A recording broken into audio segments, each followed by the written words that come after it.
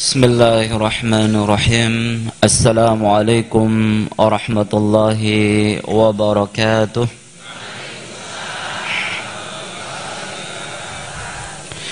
Innal hamdalillah nahmaduhu wa nasta'inuhu wa nastaghfiruh wa na'udzu billahi min shururi anfusina wa min sayyiati a'malina. May yahdihillahu fala mudilla lahu wa may yudlil fala hadiya lahu. أشهد أن لا إله إلا الله وحده لا شريك له وأشهد أن محمدا عبده ورسوله يا أيها الذين آمنوا اتقوا الله حق تقاته ولا تموتن إلا وأنتم مسلمون يا أيها الناس اتقوا ربكم الذي خلقكم من نفس واحدة وخلق منها زوجها وبث منهما رجالا كثيرا ونساء واتقوا الله الذي تساءلون به والأرحام إن الله كان عليكم رقيبا يا أيها الذين آمنوا اتقوا الله وقولوا قولا سديدا يصلح لكم أعمالكم ويغفر لكم ذنوبكم ومن يطع الله ورسوله فقد فاز فوزا عظيما فإن خير الحديث كتاب الله وخير الهدى هدى محمد صلى الله عليه الصلاة والسلام وشر الأمور محدثاتها وكل بدعة ضلالة أما بعد فإن اللهم لا علم لنا إلا ما علمتنا اللهم انفعنا بما علمتنا اللهم انفعنا بما علمتنا وتبنا علينا إنك أنت التواب الرحيم. Hadirin jamaah pengajian Ahad Baing yang semoga senantiasa dirahmati Allah Subhanahu wa taala, para bapak, para ibu, sesepuh saupini sepuh ingkang kawula hormati. Alhamdulillah, puji syukur kehadirat Allah tabaraka wa taala pada kesempatan bagi yang berbahagia ini Allah Subhanahu wa taala kembali memberikan limpahan taufiknya kepada kita sehingga kita bisa mengayunkan langkah demi langkah menuju salah satu tempat yang paling mulia ini dalam rangka untuk belajar bersama mengkaji ayat dan hadis Nabi sallallahu alaihi wasallam. Kita berharap semoga kegiatan yang kita adakan di kesempatan pagi hari ini diberkahi Allah Subhanahu wa taala sehingga duduknya kita dalam majelis ini sebagai bagian daripada amal soleh yang akan bisa kita tuai hasilnya kelak pada hari kiamat. Allahumma amin. Salat iring salam semoga senantiasa terlimpahkan, tercurahkan kepada qudwah kita, kepada suri tauladan kita Nabi besar Muhammad sallallahu alaihi wasallam, kepada keluarga beliau, para sahabatnya, serta kepada umat yang tetap setia di atas ajarannya hingga hari akhir nanti. Para hadirin kaum muslimin wal muslimat dan juga segenap pemirsa yang semoga senantiasa diberkahi Allah Subhanahu wa taala. Siapa yang pagi hari ini datang ke tempat pengajian nggak punya masalah?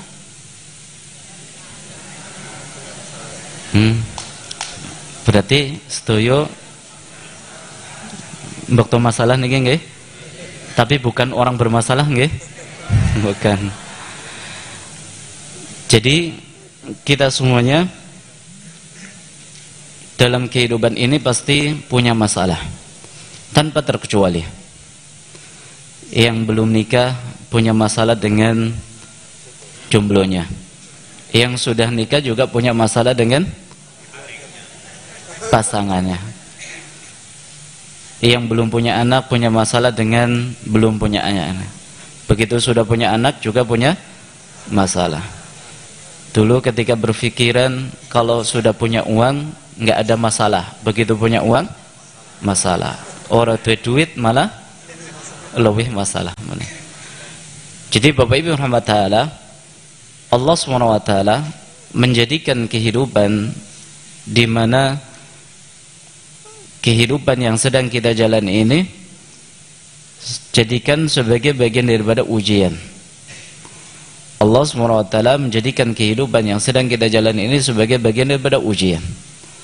Allah berfirman di dalam firman-Nya, wa nabluukum bisyarri wal khairi fitnah, dan kami akan uji kalian dengan kebaikan dan juga keburukan.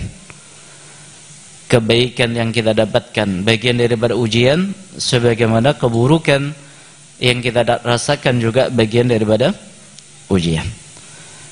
Ketika Allah SWT menjadikan kehidupan ini dan dunia yang kita tinggali sekarang ini sebagai bagian daripada ujian, maka Allah SWT memiliki hikmah di balik itu semuanya. Ketika Allah SWT mengatakan dalam surat Al-Mulk, alladzi khalaqal mauta wal hayata liyabluwakum ayyukum ahsanu amala. Allah yang telah menjadikan adanya kematian, kemudian adanya kematian, ada kehidupan, maaf. Allah yang telah menjadikan adanya kematian dan kehidupan. Yang mana mungkin sekilas kalau coba kita menggunakan bahasa kita, seharusnya kan hidup dulu baru mati. Tapi di dalam ayat ini Allah SWT menjelaskan alladzi khalaqal mauta wal hayata. Allah yang telah menjadikan adanya kematian baru kehidupan. Dalam rangka apa? Liyabluwakum ayyukum ahsanu amala. Untuk bisa diketahui siapa di antara kalian paling baik amalannya. Dikarenakan orang seringkali dia itu menganggap dirinya bisa sukses di dalam menghadapi kenikmatan kehidupan. Tapi pada saat dia mendapatkan musibah yang namanya kematian, sering ada perasaan tidak menerima apa yang Allah SWT telah tetapkan. Terlebih ketika kematian tersebut sesuatu yang tidak diharapkan. Beda kalau orang memang sudah mengharapkan orang tersebut biar cepat mati, ya. Makanya ada kebiasaan di masyarakat yang kurang baik. Ketika ada orang sudah sakit, berobat ke sana kemari, nggak kunjung sembuh, kemudian disuwunna bae. Napa disuwunna? Jadi dibacakan Al-Quran, ya, intinya adalah kalau mau mati ya ndang cepet mati, angger mari ya cepet mari. Nah, ini perbuatan yang kurang baik. Kalau ini dilakukan oleh anak kepada orang tua, ini termasuk bentuk kedurhakaan. Jadi jangan sampai. Karena bisa jadi ketika Allah SWT mentakdirkan orang tua kita sakit nggak kunjung sembuh, itu sebagai ladang pahala bagi kita semuanya. Tayyib. Jadi seringkali orang itu bisa sukses, menganggap dirinya bisa sukses ketika dia mendapatkan yang namanya kenikmatan hidup. Tapi pada saat dia mendapatkan ujian dan musibah yang namanya kematian, seringkali tidak bisa menghadapi sebagaimana mestinya. Makanya di penutup ayat ini Allah SWT menjelaskan itu semuanya sebagai bentuk ujian untuk menguji siapa di antara kalian yang paling baik amalnya. Siapa yang paling baik amalnya. Dan kondisi kita dalam kehidupan Bapak Ibu, maka seperti yang Allah SWT sebutkan di dalam surat Al-Balad ayat yang kedua, ayat yang keempat. Ketika Allah SWT menjelaskan sifat yang dibawa oleh manusia itu adalah laqad khalaqnal insana fi kabad. Sungguh kami ciptakan manusia itu dalam kondisi suka berkeluh kesah. Kabad, lelah. Kondisinya lelah. Apa maksudnya? Bahwa kita dalam kehidupan ini terkadang lelah di dalam mengejar kehidupan dunia, sebagaimana kadang kita lelah pada saat menghadapi musibah dan ujian hidup. Dalam mengejar dunia kita lelah bekerja, kemudian berusaha meraih target dalam hidup. Nah, ini lelah. Sebagaimana ketika kita ditimpa musibah, kita juga akan lelah, bahkan mungkin lebih lelah, ya, lahir dan batin, pikirannya, tenaganya, bahkan mungkin sampai dalam bentuk materi. Oleh karena itu dalam setiap peristiwa yang Allah SWT jadikan dan harus dialami oleh setiap manusia, Allah SWT jadikan sebagai media untuk memilih siapa di antara mereka yang mau mentaati peraturan dan beriman kepada ketetapannya. Sebagaimana ketika ada orang ditimpa yang namanya ujian sakit. Maka di sini Allah SWT ingin menjadikan adanya ujian tersebut untuk bisa diketahui siapa orang-orang yang memang beriman dengan ketetapan Allah, kemudian dia bisa menjadikan itu sebagai ladang pahala, sehingga nanti dia mau mengikuti aturan yang ada di dalam agama.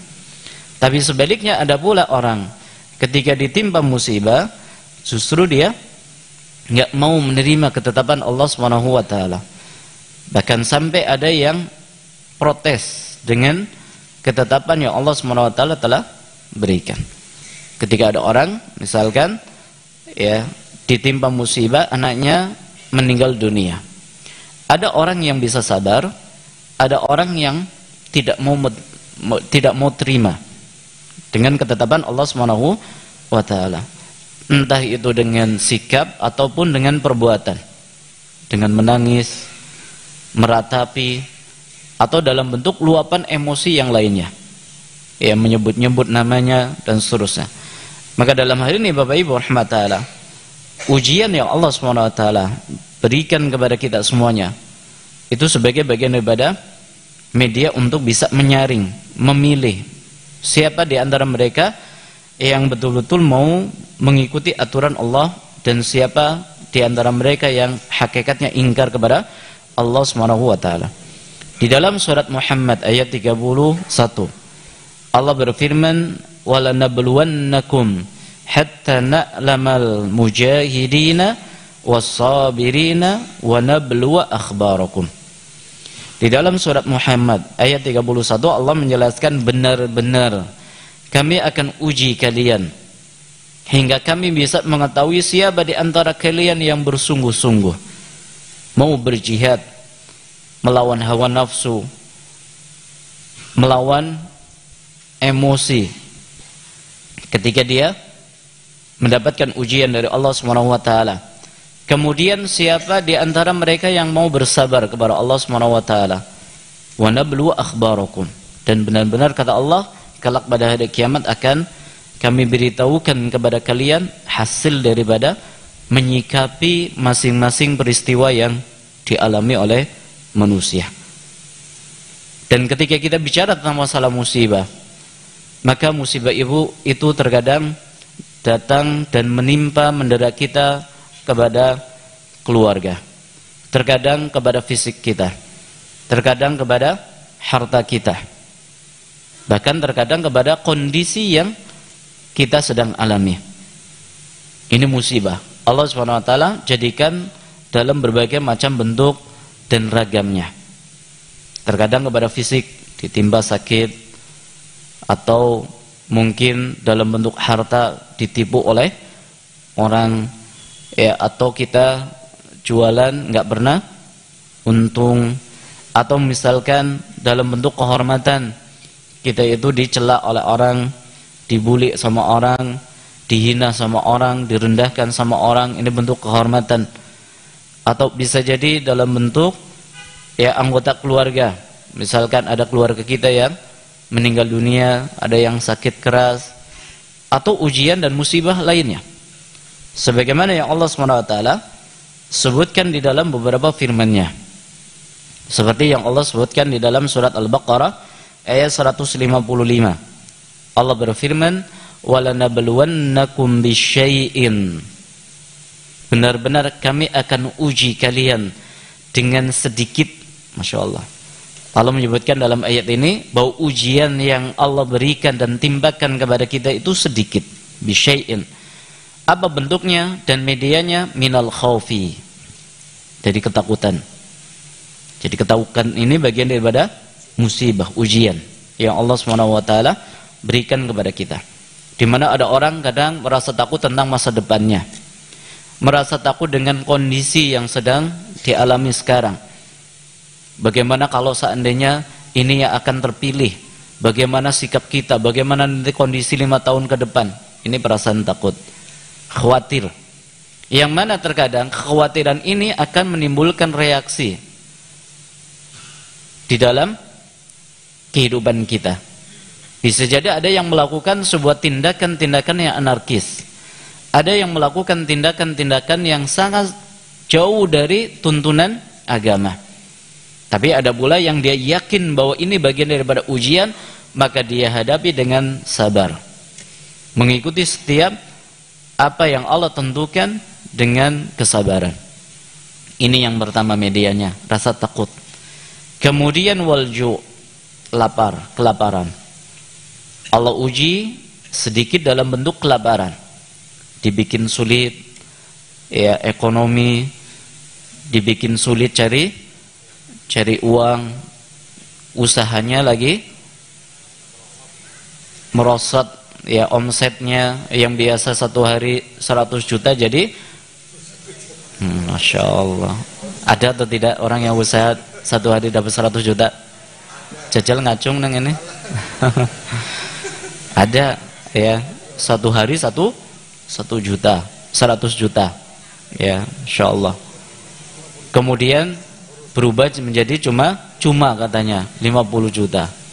Ada yang mungkin satu harinya 100.000, kemudian cuma katanya dapat 20.000 dan seterusnya. Jadi Allah SWT uji dalam bentuk lapar, wanaksi minal amwal, dan kekurangan harta. Dan harta ini jauh lebih umum daripada uang, Bapak Ibu. Al-mal kullu ma yatamawwalul insan. Jadi harta ini lebih umum daripada uang.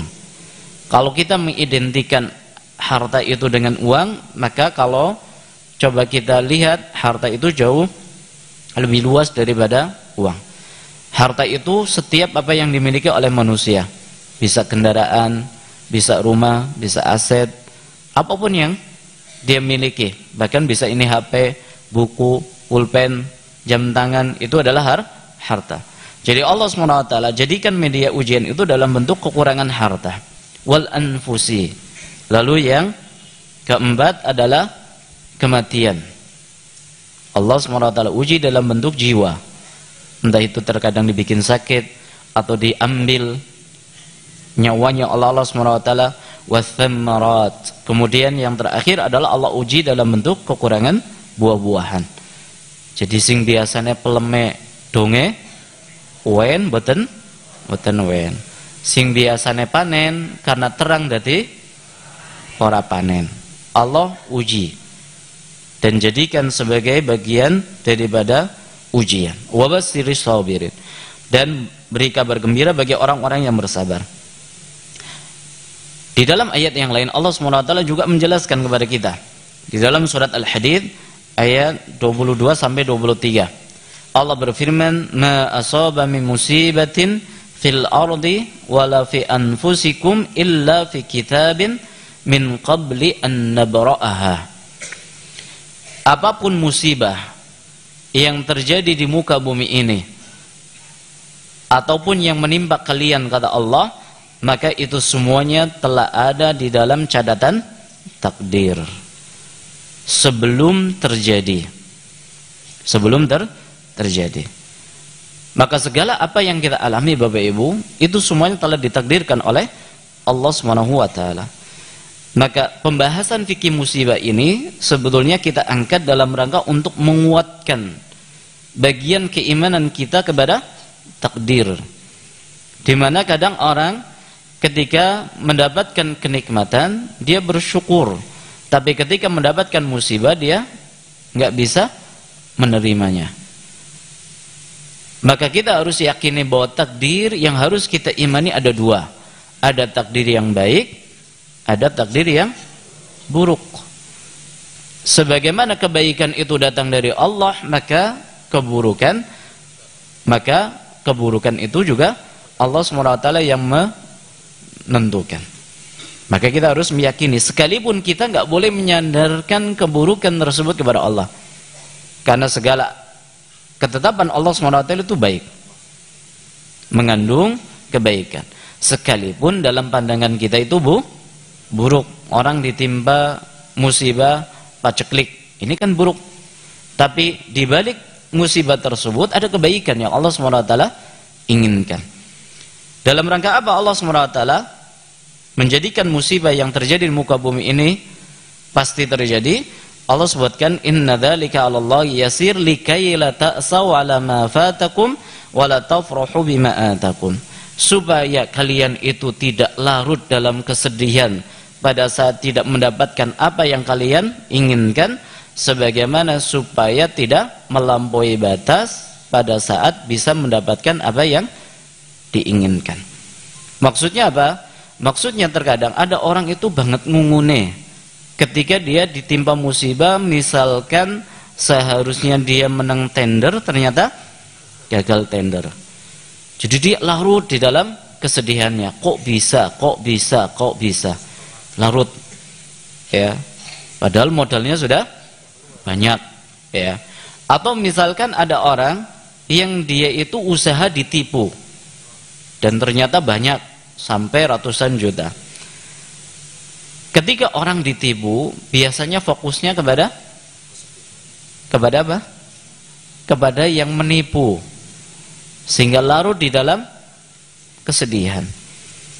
Dia nggak coba merenungi bahwa di situ ada sebuah kebaikan. Bisa jadi memang uangnya ibu sedang disimpan, nanti baru bisa didapatkan hasilnya pada hari kiamat. Makanya di dalam agama kita tidak ada istilah orang itu kehilangan uang. Betul bahwa uang itu hilang, tapi hakikatnya uang tersebut sedang disimpan, kemudian nanti di akhirat akan kita dapatkan kembali. Nggak ada barang hilang. Dan kalau coba kita bandingkan mana yang lebih beruntung, ketika misalkan kita ditipu 100 juta, dibawa kabur oleh orang, kita ngungun. Padahal kalau kita coba renungkan bahwa 100 juta itu adalah simpanan kita, pada hari kiamat pasti akan kita dapatkan. Mana yang lebih diuntungkan berarti? Kita sebetulnya. Pada hari kiamat kita pada saat sedang butuh-butuhnya pahala mendapatkan pahala. Ya, mendapatkan pahala. Maka Allah SWT menyebutkan supaya kalian itu tidak larut dalam kesedihan dari apa yang kalian tidak dapatkan. Sebagaimana supaya kalian itu tidak terlalu terbawa oleh euforia, terlalu senang ketika mendapatkan apa yang diinginkan. Karena pada hakikatnya apa yang dia dapatkan itu adalah miliknya Allah Subhanahu wa taala. Di dalam ayat yang lain Allah Subhanahu wa taala lebih tegas lagi bahwa Allah Subhanahu wa taala telah menetapkan kepada kita sebuah ketetapan yang enggak bisa diganggu gugat. Dalam surat Al-Qamar ayat 49 Allah berfirman, inna kulla syai'in khalaqnahu biqadar. Sesungguhnya kami jadikan segala sesuatu itu ada takdirnya. Segala sesuatu. Makanya kita Bapak Ibu ketika mengalami sebuah kejadian, mengalami sebuah peristiwa, kita harus hadirkan makna-makna dalam ayat yang tadi kita bacakan. Segala sesuatu telah ditakdirkan oleh Allah.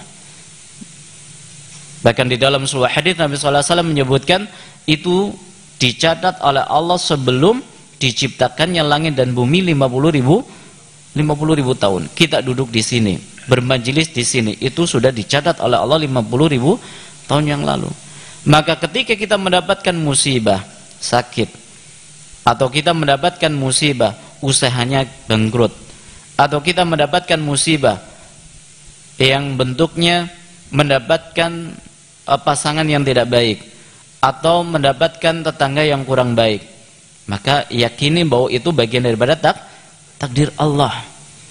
Sehingga dia nggak fokus kepada masalahnya, tapi dia berusaha untuk mencari solusi. Kayak seperti tadi, orang ditipu. Biasanya orang ketika ditipu fokusnya kepada yang menipu, sehingga dia sibuk dengan orang yang menipunya.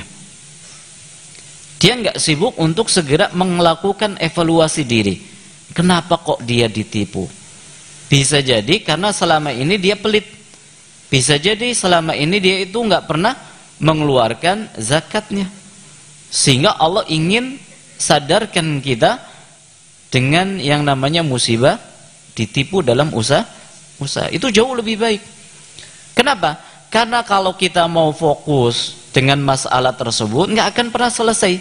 Toh tetap rencana Allah itu pasti akan akan terjadi. Kita nggak akan mungkin bisa menentangnya. Rencana Allah itu pasti akan terjadi. Apapun yang kita lakukan, entah itu dalam bentuk ingin menolaknya, ingin menentangnya, Allah ketika sudah punya rencana pasti akan terjadi. Kita punya masalah dengan pasangan. Ya, kita punya masalah dengan pasangan, masalah keluarga. Entah suami dan istri, atau orang tua dengan anak, atau orang tua dengan menantu. Ini kan sering terjadi.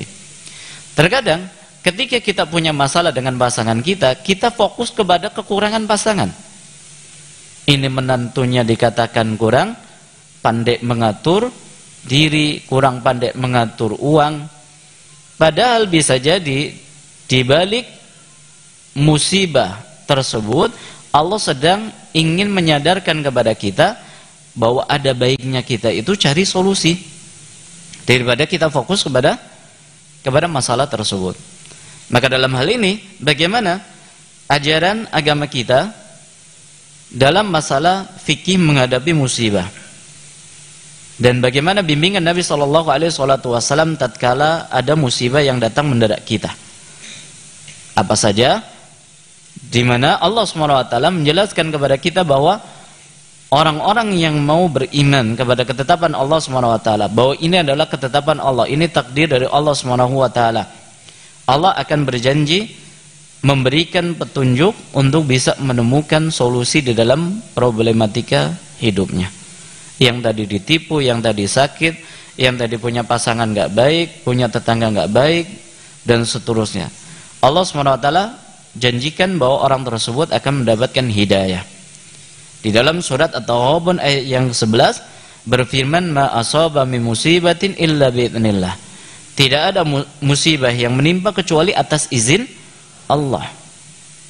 Setiap musibah itu semuanya atas izin Allah Subhanahu wa taala. Wa may yu'min billah yahdi qalbah. Lalu Allah SWT menjelaskan sikap yang terbaik pada saat kita sudah mengetahui bahwa segala sesuatu yang menimpa kita itu adalah ketetapan Allah. Allah mengajarkan supaya kita beriman. Barang siapa beriman kepada Allah, yahdi qalbah, Allah akan beri hidayah hatinya untuk bisa tunduk dengan ketetapan Allah. Sehingga nanti pada saat dia sabar pun dia bisa melakukan kesabaran yang benar.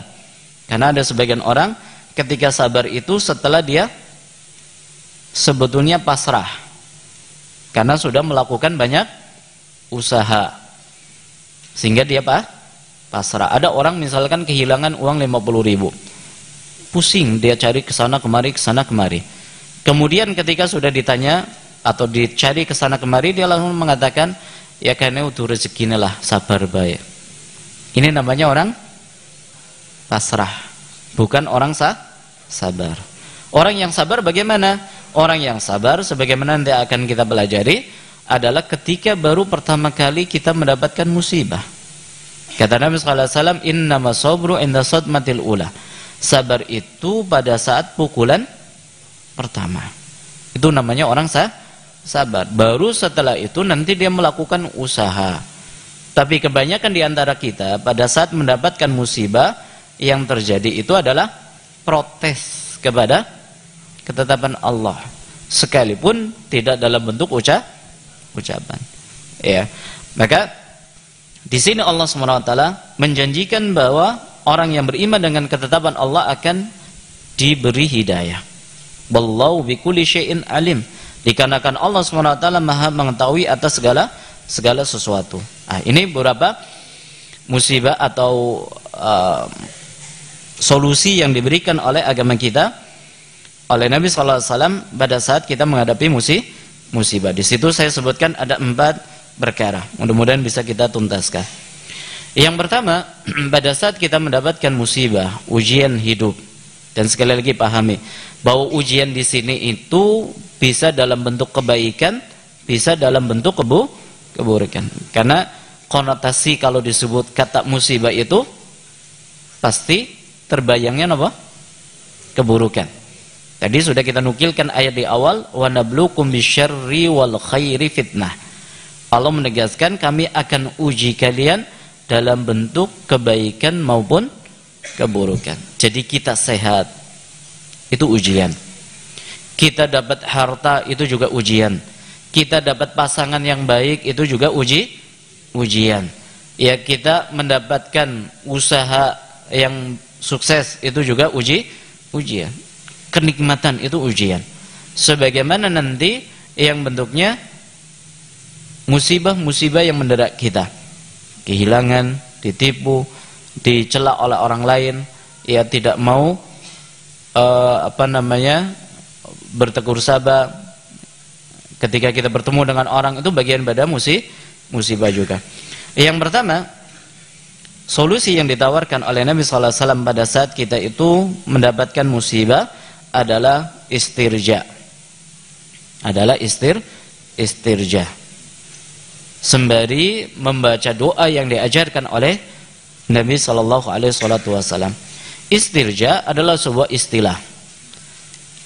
Untuk sebuah istilah ucapan yang biasa diucapkan oleh orang ketika mendapatkan musibah, yaitu kalimat inna lillahi wa inna ilaihi raji'un. Ini solusi yang pertama yang ditawarkan oleh Nabi sallallahu alaihi wasallam pada saat kita itu mendapatkan musibah, supaya segera istirja, membaca doa inna lillahi wa inna ilaihi raji'un. Sesungguhnya kami adalah milik Allah dan sesungguhnya kita akan kembali kepada Allah Subhanahu wa taala. Di dalam sebuah hadis Nabi sallallahu alaihi wasallam bersabda, "Ma min muslimin tusibuhu musibatun." Ma min muslimin, tidaklah ada seorang muslim, tusibuhu musibatun, yang ditimpa musibah, fayaqulu ma amarallahu bih, lalu dia membaca doa yang diajarkan oleh Allah, inna lillahi wa inna ilaihi raji'un, sesungguhnya kami adalah milik Allah dan sesungguhnya kami akan kembali kepada Allah. Allahumma ajirni fi musibati wa akhluf li khairan minha. Ya Allah, berilah pahala di musibah yang menimpaku dan berilah ganti dengan yang lebih baik.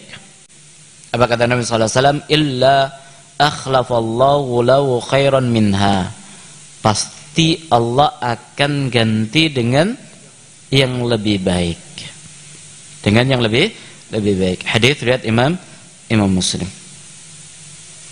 Jadi di dalam hadis ini Nabi sallallahu alaihi wasallam menawarkan sebuah solusi bagi kita pada saat kita dapat yang namanya musibah, untuk segera istirja, mengembalikan segala perkara dan urusannya kepada Allah Subhanahu wa taala. Kenapa? Karena dalam kalimat ini menyadarkan kepada kita bahwa segala sesuatu itu miliknya Allah Subhanahu wa taala. Ketika kita ditimpa musibah yang namanya kematian, maka nyawa yang dimiliki oleh orang tersebut hakikatnya adalah milik Allah Subhanahu wa taala. Kita ditimpa musibah, motornya hilang. Pada saat kita ditimpa musibah tersebut, maka hakikatnya sepeda motor yang kita miliki itu adalah milik Allah Subhanahu wa taala. Milik kita atau milik Allah? Ini kayak ragu. Ya, jawaban telat menunjukkan kurang yakin. Ya. Sepeda motor itu milik siapa? Milik Allah. Yang Allah amanahkan kepada kita semuanya. Jadi apapun yang kita miliki itu adalah milik Allah. Coba perhatikan, inna lillah, sesungguhnya kami milik Allah. Kalau kita saja Bapak Ibu, kita berarti pribadi kita. Dan kalau ditanya bahwa apa yang paling berharga dalam diri kita itu apa? Nyawa. Yang paling berharga dalam diri kita itu adalah nyawa, yang mana kita nggak pernah ada atau nggak pernah mendapatkan ada toko yang jual nyawa. Berarti ini yang paling berharga, nyawa kita, yang dengannya kita bisa hidup. Ya, itu saja miliknya Allah. Kita nggak punya apa-apa. Ketika Allah SWT menghendaki untuk diambil nyawa tersebut, kita nggak bisa menolaknya. Fa idza jaa ajaluhum la yastakhiruna sa'atan wa la yastaqdimun. Ketika kematian datang, maka enggak akan bisa ditolak walau barang sesaat. Ini kita sadar bahwa kita itu miliknya Allah dan kita akan kembali kepada Allah SWT.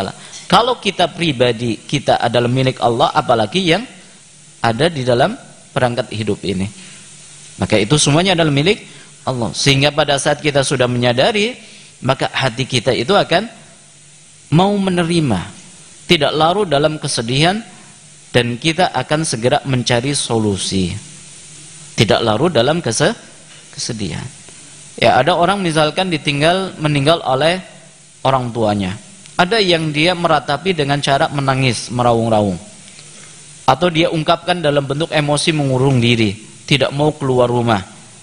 Kemudian dia berada tetap di kamarnya. Ini termasuk bagian daripada ratapan yang dilarang oleh agama kita. Enggak boleh kita meratapi yang namanya kematian. Bahkan sebagian ulama sampai mengkategorikan meratapi kematian itu adalah ketika dia menangis. Ketika dia menangis yang bentuknya adalah protes kepada ketetapan Allah SWT. Di samping kita akan sadar bahwa kita adalah milik Allah SWT, kita juga paham kalau kita itu hakikatnya lemah. Makanya di antara syiar yang diajarkan oleh agama kita pada saat kita mendapatkan musibah yang lainnya adalah mengucapkan la haula wala quwata illa billah. Tidak ada daya dan kekuatan kecuali datang dari Allah SWT. Jadi kita hakikatnya lemah. Maka karena kita lemah, maka kita kembali kepada Allah SWT. Ini yang pertama, istirja. Kemudian yang kedua adalah adamu ajalah. Tidak tergesa-gesa dalam mengambil sikap. Pada saat kita mendapatkan musibah, Bapak Ibu, terkadang musibah yang datang kepada kita semuanya pada saat kita itu belum siap. Nggak ada orang mendapatkan musibah kemudian sedina seurangnya wis ngabari. Nggak ada. Biasa musibah itu datang secara tiba-tiba. Dan yang lebih ininya lagi adalah musibah itu datang terkadang pada saat kita belum ada persiapan. Maka pada saat musibah datang dan kita belum ada persiapan, nggak ada kabar sebelumnya, biasanya sikap yang kita ambil adalah segera mengambil sebuah keputusan. Mengambil sebuah keputusan, menyikapi masalah tersebut. Yang mana bisa jadi masalahnya tidak seperti yang kita dengar. Masalahnya tidak seperti yang kita bayangkan. Kita beri contoh misalkan, ketika ada orang mendengar berita kalau dia dikosipin sama tetangga nek ngutang ora bayar. Ya, pada saat dia mendapatkan, ini kan musibah. Ini musibah, dicela oleh orang. Pada saat dia mendengar kalimat tadi, ketika dia langsung segera menyikapi, biasanya masalahnya tambah runyam. Ya, dia akan labrak, dia akan omelin orang tersebut. Padahal bisa jadi pada saat kita melakukan verifikasi, coba kita tabayun, coba kita tanya duduk masalahnya seperti apa, benar atau tidak, bisa jadi salah omong. Atau bisa jadi dia nggak mengucapkan seperti itu. Misalkan ada orang bilang, ya, bahwa setiap pengajian ya ada yang mau nyumbang ayam goreng misalkan. Ini kan begitu dengar kan langsung, wih. Kalau diumumkan, oh berarti pengajian ngarep mesti kudu mangkat ayam goreng, ya. Tapi ternyata begitu kita melakukan verifikasi, ternyata angger ya, donaturnya bilangnya itu secara sempurnanya kalau ternak ayam saya panen. Kalau nggak panen ya orang sida nyumbang. Ya, kadang seperti itu. Jadi ada berita-berita yang sampai kepada kita itu tidak sebagaimana yang kita pahami. Beritanya hoax, beritanya palsu, beritanya bohong. Bisa. Saya beri contoh lagi. Ketika kita mendapatkan kabar dari anak, sehabis pulang sekolah, kalau tadi sekolahnya habis dibully sama teman atau sama gurunya, sikap orang tua itu biasanya bagaimana? Oh, ora terima.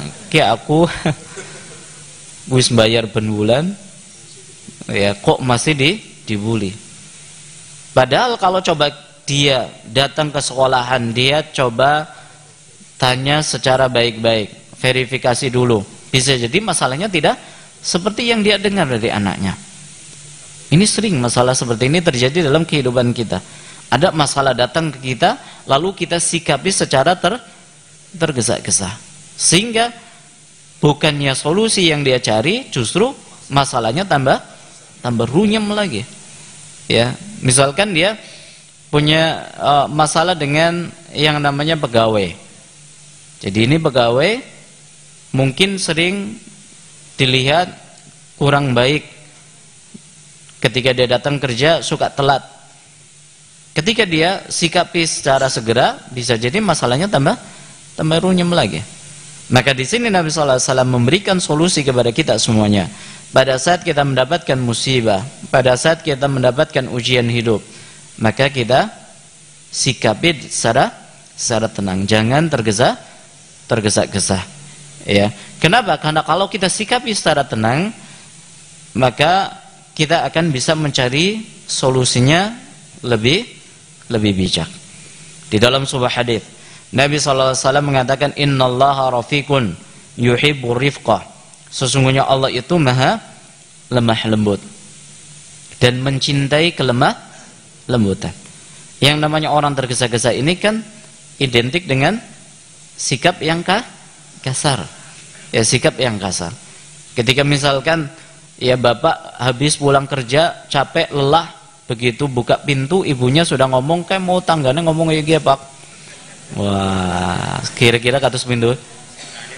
Wis lagi kesel, ana laporan sing ora kepenak, muntap nama mboten? Muntap. Ya. Ora sida mlebu metu maning nglabrak tanggane. Bisa jadi seperti itu.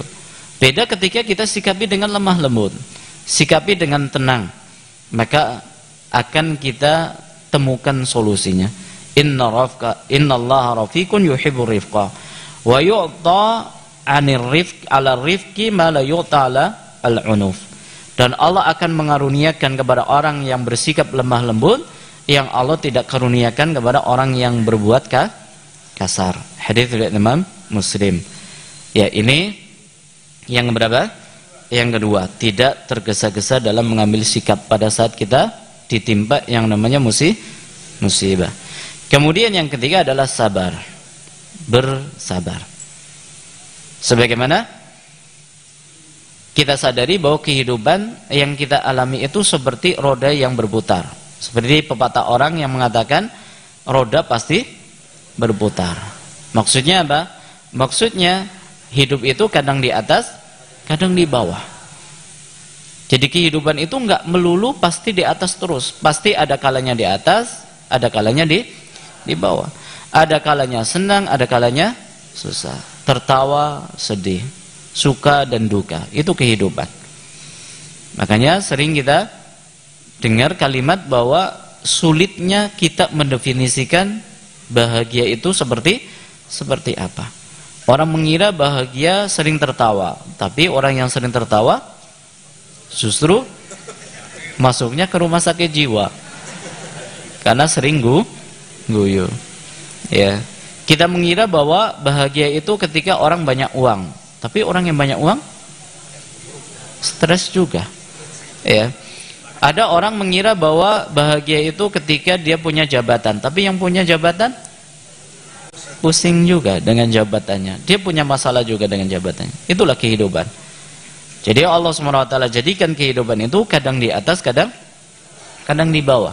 Ya, terkadang senang, terkadang susah. Maka bagaimana sikap yang harus kita ambil pada saat kita sedang senang dan bagaimana ketika sedang susah. Di mana Allah SWT dan Rasulnya telah memberikan bimbingan kepada kita sikap yang seharusnya diambil dalam dua kondisi tadi, yaitu bersyukur pada saat mendapatkan nikmat dan bersabar pada saat mendapatkan musibah. Di dalam sebuah hadis yang diriwayatkan oleh Imam Muslim, Nabi SAW mengatakan, ajaban li amril mu'min, sangat menakjubkan perkaranya orang yang beriman. Inna amrahu kullahu lahu khair, sesungguhnya segala perkaranya itu baik. Artinya apa? Setiap peristiwa yang dihadapi oleh seorang muslim itu bisa sebagai ladang pahala.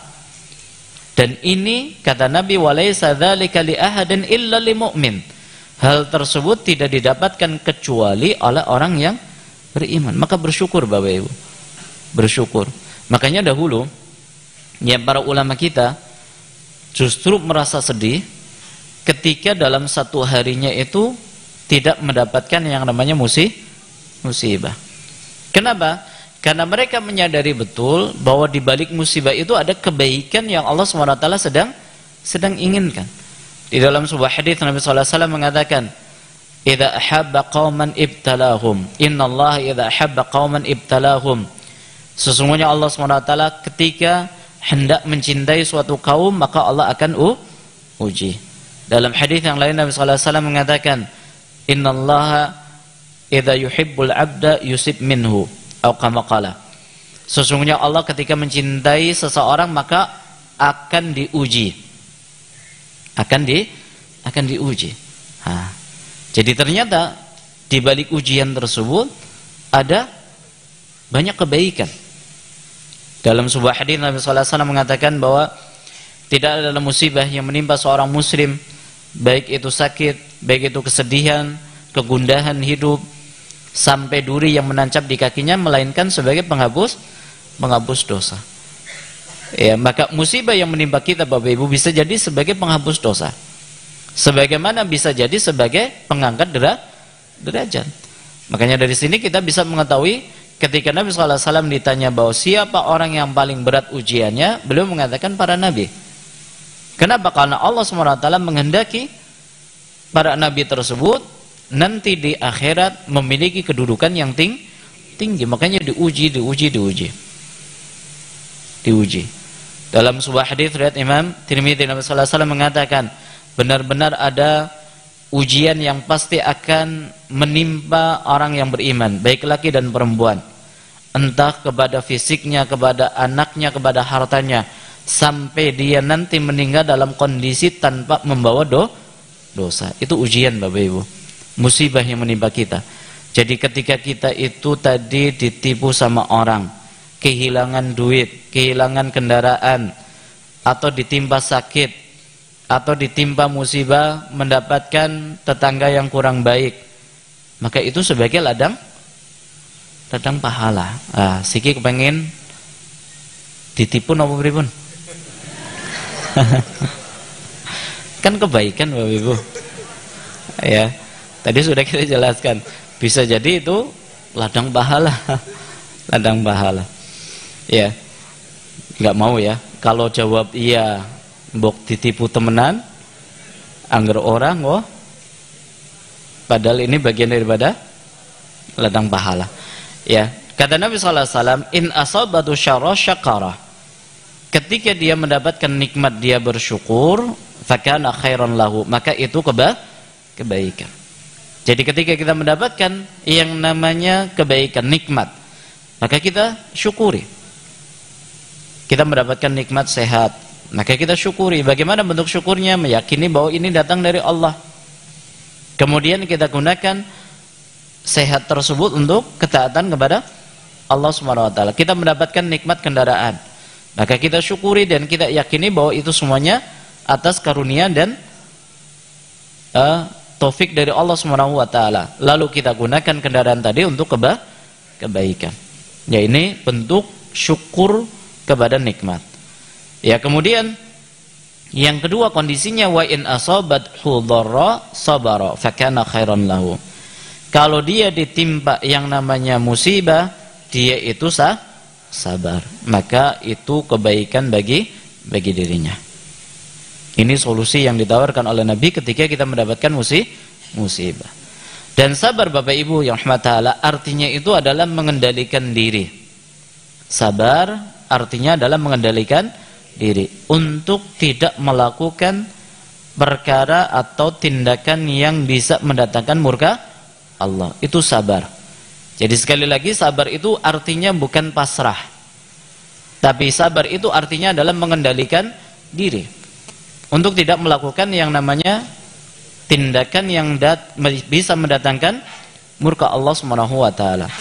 Ya, contoh misalkan ada orang mendapatkan musibah, dia itu kejedot misalkan. Kejedot pintu. Ketika dia kejedot pintu, bagaimana bentuk sabarnya? Dia menahan diri. Ya, dia menahan diri untuk tidak mengucapkan kalimat-kalimat yang mendatangkan murka Allah. Entah itu dengan kata-kata yang kurang pantas atau mengutuk orang dan seterusnya. Kan kadang ada orang dia mendapatkan musibah tadi karena malu, misalkan masuk ke sebuah supermarket, dia itu kurang perhatian sebetulnya.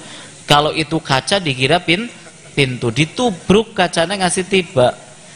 Isinya kan ora lumrah. Yang dimarahin siapa? Kacanya kadang. Ya, kadang bocor. Kadang pegawai, kadang orang yang ada di sekitarnya, kadang ya istrinya dan seterusnya. Bahkan ada orang ketika dia mendapatkan musibah, justru dia melakukan dan meluapkan emosi dalam bentuk yang merugikan dirinya sendiri. Ya, merugikan dirinya sendiri. Ketika dia mendapatkan musibah, kemudian dia luapkan emosinya dalam bentuk banting pintu. Pintunya sing rusak. Pintunya sing rusak. Ada lagi yang dia banting helm. Sing rugi sinten? Iya sendiri. Dia harus ganti helm. Tapi dia ada perasaan puas ketika bisa meluapkan emosinya. Ini bukan orang yang sabar. Jadi sabar itu artinya adalah mengendalikan diri. Dan ini tentunya berat. Seperti dikatakan oleh pepatah Arab, as-sabru mithlu ismi murun. Ya, sabar itu seperti namanya pahit. Lakin awaqibahu ahla minal asal. Tapi kesudahannya lebih manis daripada madu. Itu sabar. Itu sabar. Dan hakikat sabar seperti tadi kita sebutkan adalah ketika berada di pukulan pertama. Jadi ketika kita mendapatkan berita kalau kita itu ditipu, sadar kalau kita ditipu, ya sudah, kita sabar. Langsung segera sabar. Ya, kita menyadari bahwa ini adalah ketetapan Allah Subhanahu wa taala. Baru setelah itu kita melakukan usaha bagaimana supaya penipunya bisa segera ditangkap. Itu namanya orang sabar. Tapi ketika dia baru menyadari kalau dia ditipu, dia langsung pokoknya kayak napa niku? Ayam bertelur, ya langsung petak-petok, pasang status terus pokoknya semua orang dikasih tahu. Dia dapat arisan 5 juta, diem. Kilangan 1.000. Ngene ngomong sekabeh tanggane krungu. Ketika dia sudah cari ke sana kemari, nggak ketemu, dia mengatakan sabar kayaknya utuh rezekine. Ini namanya bukan orang yang sabar. Orang yang sabar itu adalah ketika di pukulan pertama. Maka ketika kita mendapatkan musibah, ya datang dalam kehidupan kita, maka solusikan dengan yang namanya sabar. Karena orang yang bersabar biasanya akan bisa melihat hakikat masalah yang sedang dia hadapi. Yang terakhir yang disolusikan oleh Nabi sallallahu alaihi wasallam atau ditawarkan solusinya pada saat kita mendapatkan musibah adalah husnudzan billah. Kita itu berbaik sangka kepada Allah Subhanahu wa taala. Sebagaimana kita juga dianjurkan untuk berbaik sangka kepada orang lain. Kenapa? Karena ketika musibah demi musibah datang dalam kehidupan kita silih berganti, seringkali orang itu akan terbesit di dalam benaknya, ya Allah, kenapa Engkau timpakan masalah ini, ujian ini dalam hidup saya, sehingga ada perasaan praduga yang tidak baik kepada Allah Subhanahu wa taala. Dia ada prasangka-prasangka yang tidak baik. Makanya sampai ada orang ketika dia mendapatkan musibah, ujian, dia akan mengatakan, ya Allah, kenapa Engkau timpakan ini? Apa dosa saya? Padahal dosanya banget akeh. Ya, tapi dia mengatakan, ya Allah, apa dosa saya? Ya. Bahkan seakan-akan ketika masalah hidupnya itu sesuai dengan keinginannya, itu adalah kebaikan. Dan kalau seandainya dia mendapatkan apa yang tidak sesuai dengan harapannya, itu sebagai akhir dari kehidupannya. Padahal belum tentu.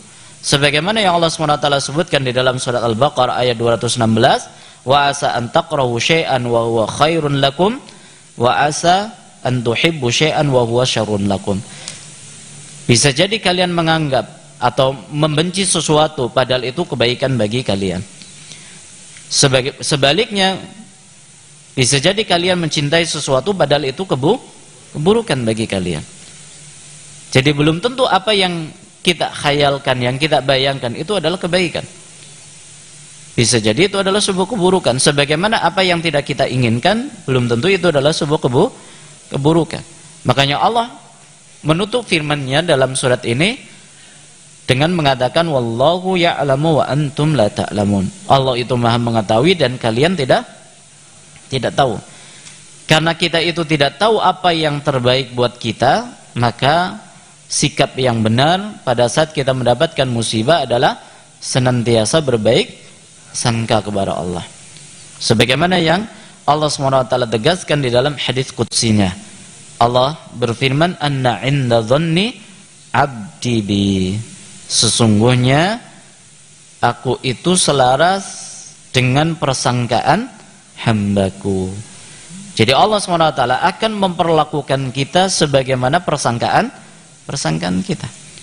Pada saat kita sakit, maka ketika kita memiliki persangkaan yang tidak baik kepada Allah SWT, maka Allah akan memperlakukan sesuai dengan persangkaan kita. Maka karena kita nggak tahu apa akhir dari musibah sakit tersebut, sudah kita lebih baik berprasangka baik.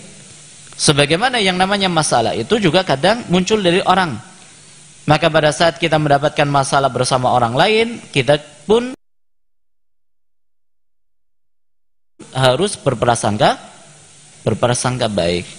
Ketika kita punya menantu yang kita anggap kurang baik, ketika kita punya tetangga yang kita anggap kurang baik, maka kedepankan prasangka yang baik daripada mencari-cari kesalahan dan kekeliruan dan aibnya. Di dalam sebuah hadis Nabi sallallahu alaihi wasallam mengatakan, iyyakum wadh-dhann wa innadh-dhann akdzabu al-hadits. Nabi sallallahu alaihi wasallam bersabda, jauhilah oleh kalian suka berprasangka buruk pada orang lain. Jadi nggak boleh kita itu punya prasangka yang tidak baik. Ini si fulan kok kerjanya biasa, duitnya akeh teman. Atau misalkan ada seorang wanita kalau kerja pulangnya malam, kisi kerja apa? Ini nggak boleh. Ini termasuk bagian daripada perbuatan yang dilarang oleh agama. Nggak boleh Bapak Ibu. Karena pada saat kita berprasangka buruk, biasanya nanti akan dibumbuin oleh setan. Akhirnya yang seharusnya kita menjunjung tinggi kehormatan orang lain, akhirnya kita jatuhkan. Kebanyakan orang itu merendahkan orang lain itu diawali dari prasangka ini. Oh anu. Biasanya seperti itu. Makanya Nabi sallallahu alaihi wasallam mengatakan, wa innadh-dhann akdzabu al-hadits. Sesungguhnya prasangka itu adalah bagian daripada kedustaan yang paling buruk. Ya, bentuk kedustaan yang paling buruk. Maka pada saat kita punya masalah dengan orang, misalkan di pegawai kita, dengan pasangan kita, maka kedepankan prasangka yang baik daripada kita berburuk sangka. Kalau kita berburuk sangka, biasanya bukan solusi yang kita cari, akan tetapi justru masalah demi masalah yang akan timbul. Wallahu taala alam bissawab. Ini beberapa ya solusi yang ditawarkan oleh Nabi sallallahu alaihi wasallam pada saat kita mendapatkan musibah. Mudah-mudahan setelah kita mempelajari bersama, kita menjadi orang-orang yang bisa menyadari bahwa di balik musibah yang Allah timpakan kepada kita ada kebaikan, sehingga kita kembali kepada Allah dengan istirja, kemudian kita itu tidak tergesa-gesa dan bisa bersabar serta senantiasa berbaik sangka kepada Allah Subhanahu wa taala. Wallahu taala alam shawab. Terima kasih atas segala perhatiannya dan mohon maaf atas segala kurangnya. Ada pertanyaan? Masih ada 2 menit, mungkin kalau ada pertanyaan kami bersilakan. Terus. Ya, monggo. Bismillah. Assalamualaikum warahmatullahi wabarakatuh. Waalaikumsalam. Begini Ustaz, ketika ada seseorang yang mengendari kendaraan bermotor, apa itu sepeda motor, roda 4 dan sebagainya, maksud saya terlibat kecelakaan sehingga mengakibatkan kematian. Nah, itu semuanya kan tentunya tidak disengaja.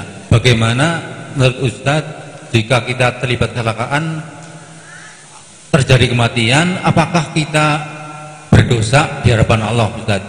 Sekian, terima kasih. Wassalamualaikum warahmatullahi wabarakatuh. Waalaikumsalam warahmatullahi wabarakatuh. Terima kasih pertanyaannya. Kalau saya bisa simpulkan dari pertanyaan bawah, itu berkaitan dengan masalah ketika terjadi kecelakaan yang tentunya tanpa ada unsur kesengajaan, kemudian sampai mengakibatkan kematian, apakah kita berdosa? Maka dalam masalah ini nanti masuk kepada pembahasan ya pembunuhan yang tanpa direncanakan atau tanpa ada unsur kesengajaan.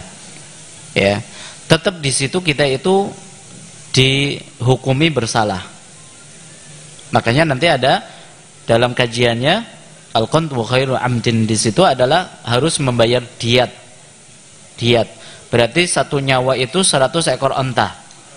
Tinggal dikalikan satu ekor ontanya berapa ribu real.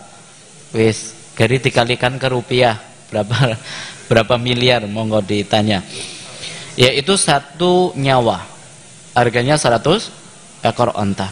Maka ketika kita melakukan tanpa unsur kesengajaan, kita diwajibkan untuk membayar diat tadi kepada ahli warisnya atau kepada keluarganya. Apakah kita berdosa? Apakah kita berdosa? Dalam hal ini dilihat pada saat dia mengatakan tidak ada unsur kesengajaan, biasanya tetap yang namanya setiap kejadian pasti ada pemicunya. Bisa jadi kita itu kurang hati-hati sambil mainan HP atau terlalu ngebut atau apa. Berarti kita salah dari sisi ini. Kita berdosanya dari sisi ini yang wajib kita bertobat kepada Allah sebagai bentuk pelajaran kepada kita supaya lebih berhati-hati dalam kendaraan, supaya mematuhi rambu-rambu lalu lintas seperti itu. Wallahu ta'ala alam bissawab. Dan itu semuanya sudah menjadi bagian daripada takdir Allah. Jadi jangan sampai bertanya-tanya, ini ada orang mati tertabrak, ini ada orang mati bunuh diri, ini ada orang mati dibunuh. Apakah itu takdir dari Allah? Ya, kita katakan itu semuanya takdir dari Allah Subhanahu wa taala. Karena segala sesuatu yang terjadi dalam hidup kita semuanya atas ketetapan Allah. Wallahu a'lam bishawab. Sudah habis waktunya, kita cukupkan sampai di sini. Sekali lagi terima kasih atas segala perhatiannya dan maaf atas segala kekurangannya. Kita akhiri dengan baca doa kafaratul majelis. Subhanakallahumma wa bihamdika asyhadu an la ilaha illa anta astaghfiruka wa atubu ilaik. Wabillahi taufiq wal hidayah. Wassalamualaikum warahmatullahi wabarakatuh.